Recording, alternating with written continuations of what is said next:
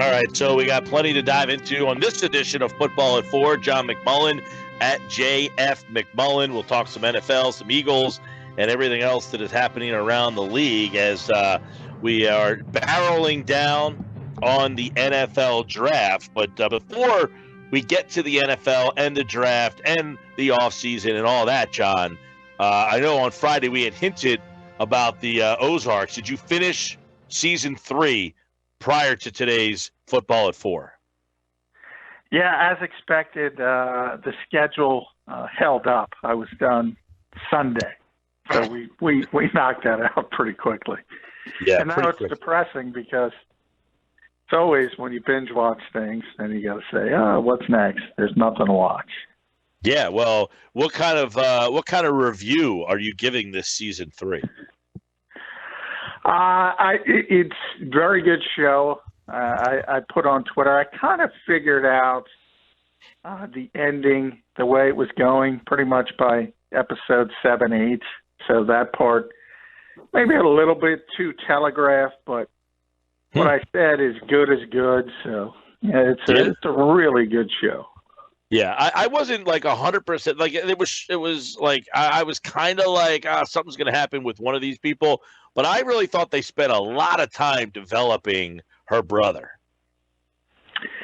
Yeah, they did, and that was pretty evident what she was going to have to do. I don't want to ruin it for people. Yeah, but that's obviously the road they were barreling down. But I don't know the actor's name that played her brother. I haven't seen him other places, but he did a really good job. Yeah, no, he was definitely interesting. It was a good season. I liked it a lot. And obviously, if you're looking for something to watch, Ozark season 3, you can binge watch it and find something to fill your time. Howie Roseman filling his offseason, filling his time as a lot of people diving into. First off, I want to ask you because obviously this Brandin Cooks stuff, as soon as somebody gets put on the trade market, the Eagles fans always want to get involved. It looks like they are looking to move him. And would you think that Howie Roseman would be involved with any talks for Brandin Cooks? No, it always is amazing, isn't it? I say it all the time, but it really is. I mean, anybody who anyone's ever heard of, they want in here. And I always talk about the salary cap. And it's amazing because I think you have two camps. You have one that just completely wrings their hands over everything salary related and doesn't understand how malleable the cap is. But then you have the other camp who thinks you can bring in anybody, no matter the price, and multiple players at every position and have big names at every position. And it seems like there's no in between. All you have to do is look at Brandin Cooks' contract to say the Eagles have no interest. I mean, zero, none, nada. If he gets released, if he agrees to take a massive pay cut, which why would he? Then you talk about it, and then the conversation changes. But no, with the contract he has, and that's been an issue with the Rams, and you've already seen it multiple times, what Les Snead has done out there, overpay people, and he's had to move on, and that's what he's trying to do again. And the Eagles have no interest in that contract. Just not going to happen. Yeah, no, I agree. Now, the only thing I would suggest is that Cooks is the kind of receiver that they could utilize, though. I mean, because he's kind of a Deshaun Jackson type of player. He's an explosive, big play guy. He's at 26 years old. So, if you're banking on Jackson to be back, and that seems like what the Eagles are doing, and you can't count on him, you would have a fallback. The problem is the fallback is more expensive than the actual guy that you're counting on. Yeah, exactly. You can't bring in a fallback that makes more than the guy you're trying to have the fallback on. It just doesn't work that way. And you're right. I mean, we say all these things from a football perspective. Yes, of course, he's better than anyone they have, with the possible exception of a healthy Deshaun Jackson. So there are two different conversations. It's not just about can he help the team from a football perspective. Of course, the Eagles don't have enough bodies at that particular position who have proven you can rely on them. So, but then you have the guy is massively overpaid, and he has multiple years left on his contract, and you're talking $17 million a year. It's just not. And I think if you read Peter King's column, even he said, kind of, these are the teams that would fit. And what do you do in those situations? You go to the teams that have issues at wide receiver. So, yes, he's a fit on field from a football perspective because the Eagles need a receiver, and he's a talented guy. But there's more to it than that.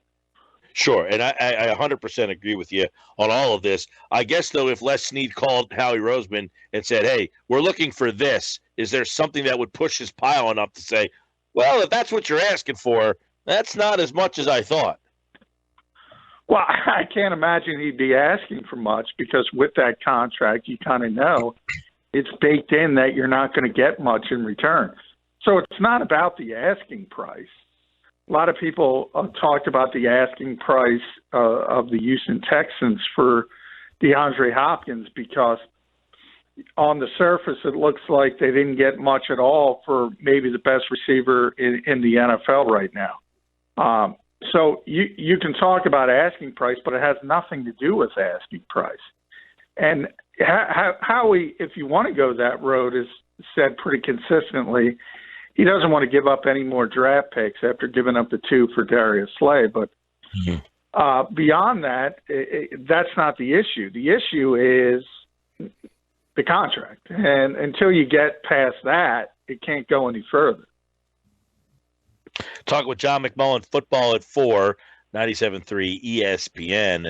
And, you wrote about Howie Roseman's trade philosophy over at Sports Illustrated, and why he was willing to do the 2 picks to get a guy like Slay, and where it sounds like he wasn't willing to kind of mix it up to do something for DeAndre Hopkins.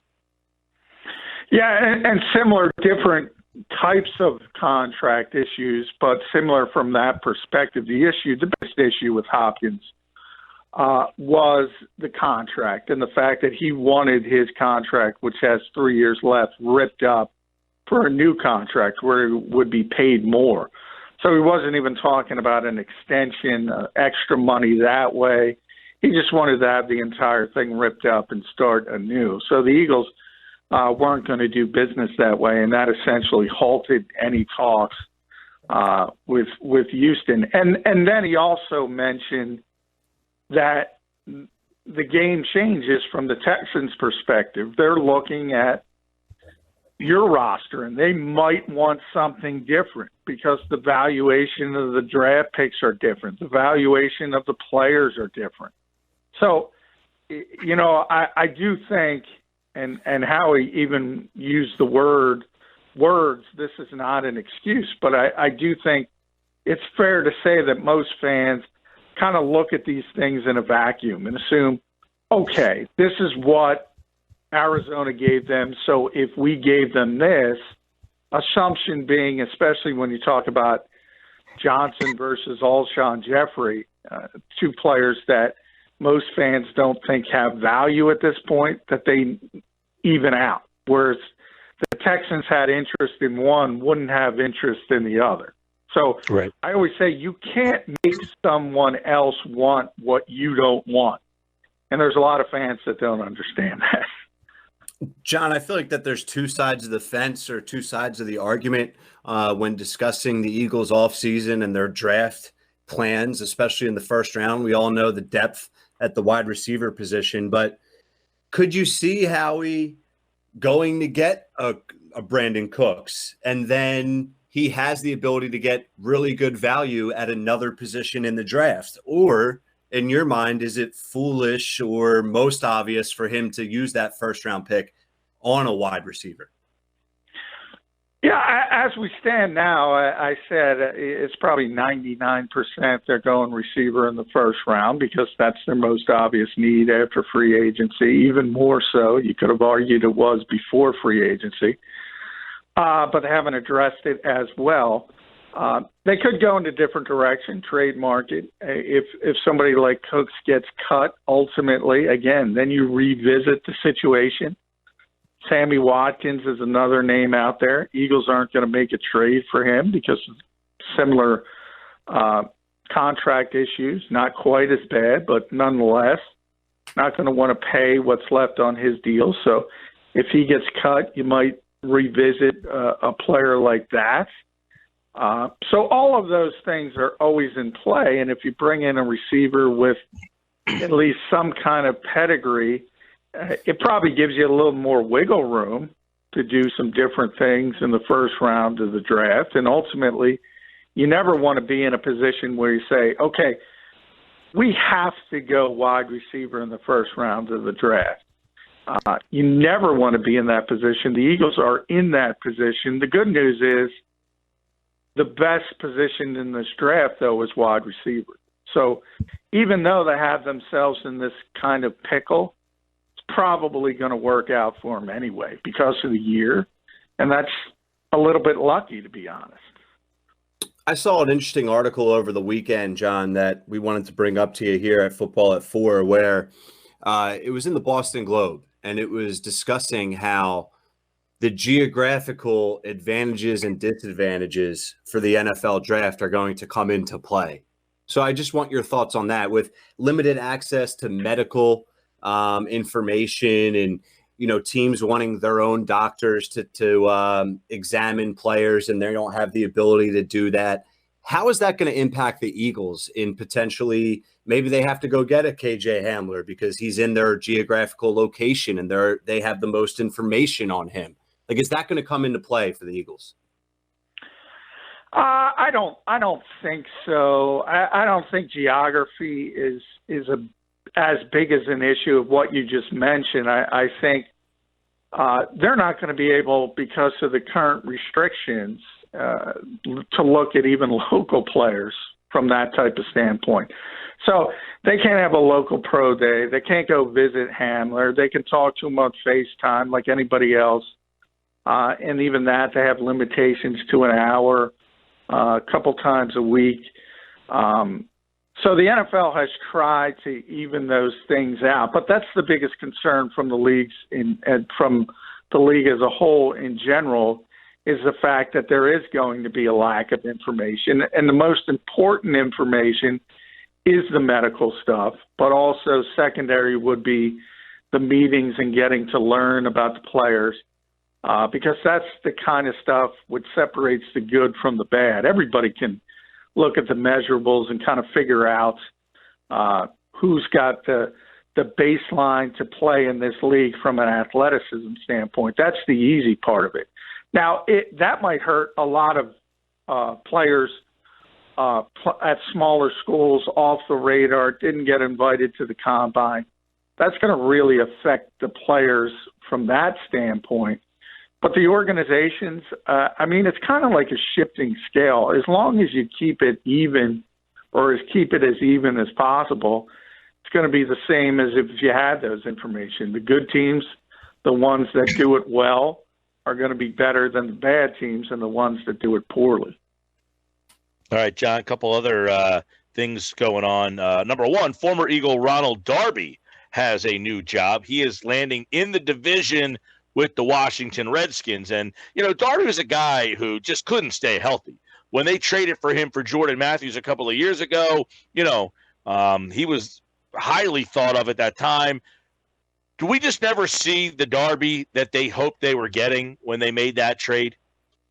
Well, yeah, no question. I just wrote about Darby for Sports Illustrated. I think it's going up pretty quickly. But I think the numbers were 28 out of 48 regular season games. So he had significant edge since game one, really, in Washington, when he dislocated his ankle back in 2017. Then he had the torn ACL that essentially cut his season in half in 2018. Then he comes back on the Prove It deal, gets injured again, more soft tissue stuff, not as serious. But, I mean, yeah, he wasn't able to stay on the field. And when they traded for him, he was the guy they were expecting to be the cornerback one, the Darius Slay, now that they have Darius. That's who they were expecting Ronald Darby to turn into. Obviously never happened. But you notice, even through all the injuries, when he did get healthy and when he came back each and every year, Jim Schwartz always defaulted to him, always put him back on the field. And that speaks to his talent level as a former second-round pick, high-level second-round pick, all rookie in Buffalo, could really run, just never put it together. So I do think there were a lot of Eagles fans laughing at the Redskins and saying they're happy staying in the division. The Eagles aren't going to be looking at Ronald Darby if he's healthy and say, we're going to target this guy from day one. It's the worst case scenario is probably that he stayed in the division and he could somehow stay healthy. Because he's only 26. Yeah. So I think people forget about that. Well, I was just kind of wondering. Yeah, I was just kind of wondering with the deal that he got from the Redskins being, and he got a very cheap deal with the Eagles last year as well. But did it just kind of signify, look, we can't go back down this road again. But if you brought him back, would him and Slay been a better tandem than what you're going to get this year? Well, I think it was time. I'm not criticizing the Eagles by any stretch of the imagination for letting him walk. I mean, it just didn't work out here. There's no question. But almost all of that was due to the injuries. I mean, that is something where you have to at least put in the back of your mind, if this guy ever does stay healthy, well, I'm not saying he's going to be a star, but he's a competent NFL cornerback. And there's a lot of teams in this league looking for corners. So I do think, obviously, it's a roll of the dice. I do think the Eagles made the proper decision to move on and go in a different direction. You just couldn't count on the guy from a physical standpoint. But I do think those people that were piling on don't realize how talented this guy is. And if it ever clicks from a health standpoint, you probably want him out of the division. John, all the focus so far this offseason has been on all of the Eagles' moves on the defensive side of the ball, and then, as we've talked at great length, the wide receiver position in the draft. But how about the later rounds? Who's a player that's on your radar that can really make a difference for the Eagles? Well, I think you start looking at linebacker and running back, really, if you think about what the Eagles need. And we talk about free agency and what they've done to this point. And they've done a pretty good job of filling in the holes. And that's what you try to do in free agency, is you try to get to the draft, as I said a little bit a while ago with the wide receiver position. That's the one thing they really haven't addressed. And you kind of have to say to yourself, well, coaches always say, need is the worst talent evaluator in sports. So you never want to be in that position where you have to take a position. I look at the Eagles and say they have to take two positions, wide receiver and linebacker, even though it's devalued. So the one guy I focused on is Logan Wilson. Before they shut down the pro days, the Eagles got Logan Wilson in. The linebacker from Wyoming is really athletic, really the type of linebacker they want to go after in this modern sort of world of the NFL. And then at running back, because we just know Doug's history, which is pretty extensive now. I mean, this is going to be year 5. And it doesn't matter who he has. He's going to go with that committee. So I think people look at Miles Sanders and they try to skip steps. They tried to skip steps last year and ultimately struggled early, got better as the year went on, took off when Jordan Howard got hurt, and they think this guy's going to touch the ball 300 times. That's not how Doug works. So what does he need? He needs that Jordan Howard template to fit into the committee, the big back, the move the chains back. And I look at A.J. Dillon from Boston College. That's exactly what he is. So when I was doing my Sports Illustrated Eagles mock, those are two players I had targeted for the Eagles that need positions that, they're going to address somewhere along the way. John, I saw, and I believe that you retweeted it out, that the Eagles are now top 10 in the league in cap space.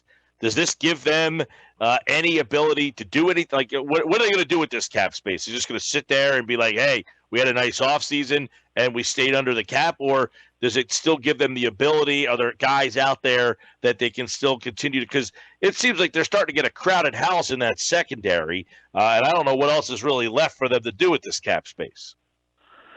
Well, there's a couple ways to look at it. One, it's a little bit different this year. Everything lags because of the interesting situation we're in. So while we say they had about $27 million of cap space, not sure if that counts all the contracts because everything's always delayed. So it might be a little bit less than that. Then you talk about having 8 picks. That's going to cut probably about $7 million off that because you have to pay the rookies. So you're down to 20. So it's not quite as much as people assume it is. And then you talk about rollover, you talk about extensions. They want to get Zach Ertz done. Well, if that is able to be accomplished, that's going to cut off another amount, most likely, depending on how he structures. So it's not a ton of space, but it is enough space to do what they need to do. And if we talked about the wide receivers to start this conversation, if Cooks is cutting on the street, Watkins is cutting on the street, Eagles have interest, they could make those types of moves. Mm-hmm. So they have plenty of flexibility. But when you look at that number 27, say, well, they can use $27 million. You have to add in those rookies. You have to add in potential extensions, and you have to add in anything you want to roll over to next year for more cap space. All right, we'll keep an eye on that. We got draft stuff on the way as well, which, as you mentioned, 99%, everybody thinks wide receiver. And obviously this is a really good class of wide receiver. So we'll have to start digging a little deeper into which receivers make sense for Philadelphia. That will be something we'll keep an eye on as well. Sports Bash Live, football at 4 in the books. Johnny Mack, thanks, pal. All right, thank you, guys.